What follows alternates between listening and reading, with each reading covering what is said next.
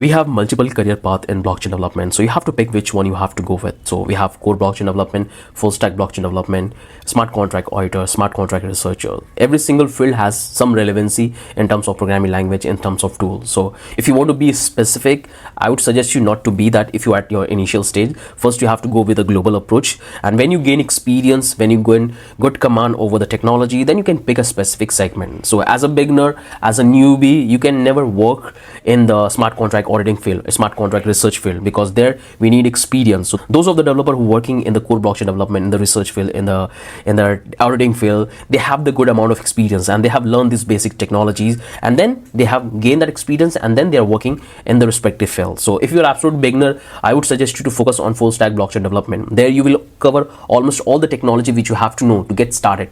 So once you learn full stack blockchain development, you will understand about the smart contract, you will understand about the blockchain, you will understand about the node and cryptography, all of things you will understand. After that, you can take a specific career path. So if you want to go with the core blockchain development, then you can focus about the cryptography, and you can go to the specific programming language like Python, Java, Go, Rust. There are multiple programming languages which you can pick and you can include in the core blockchain development. So you have to be very good in that if you want to become a core blockchain developer.